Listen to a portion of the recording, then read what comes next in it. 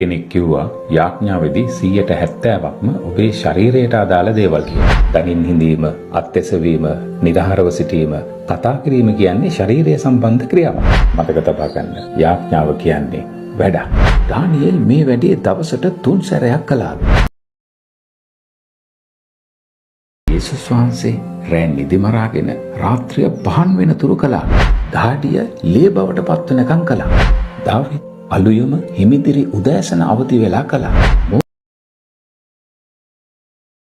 මොසෙස් දවස් 40 ගණන් නිරාරව ඉඳලා කළා. අලසකමින් කරන ඕනෑම වැඩක් අසාර්ථක වෙනවා වගේ තමයි.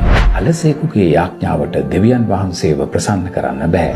ඒක උන්වහන්සේට පිළිකුලක්. කොහෙට හරි හේතු වෙලා කකුල් දෙක වනවන ෆෑන් එක දාගෙන කෙඳිරි ගන්නවා කියන්නේ යාඥා කරනව නෙමෙයි. මතක තබා ගන්න. කිසි කෙනෙක් තමුන්ගේ යාඥා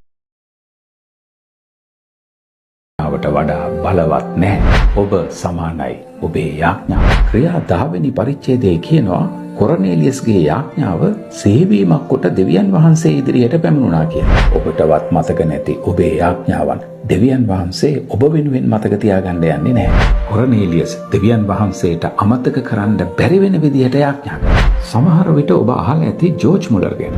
නූතන ඉතිහාසයේ ඇදහිල්ලේ ජීවිතයකට ඔහු තරම් ආදර්ශයක් තවත් නැති තරම්.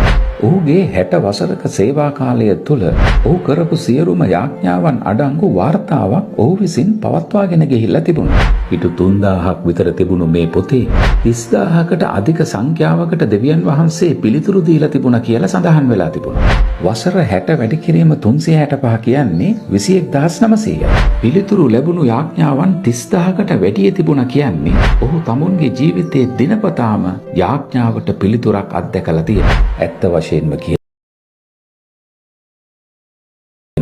දවසකට එක පිළිතුරකට වඩා ඔහුට ලැබිලා තිබුණා. අහලා ඇතිනේ දේව රාජ්‍යයට යන මාවත පටුයි. ඒකින් ඇතුල් වෙන අය ස්වල්ප දෙනයි කියලා. තවත් කෙනෙක් කිව්වා දේව රාජ්‍යයට ඇතුළු වෙන තැන තියෙන ගේට්ටුව හරි කුඩා එකක්.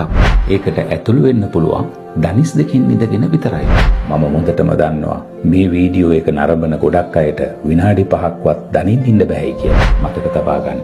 යාඥාව කියන්නේ වැඩක්. මිල අධික පූජාවක්. වර්ගය කියන්නේ අලසයින්ගේ විවේකාකාරයක් නොවේ. දනින් ඉඳලා සටන් කළ සොල්දාදුවන්ගේ කඳුළු වල විපාකය.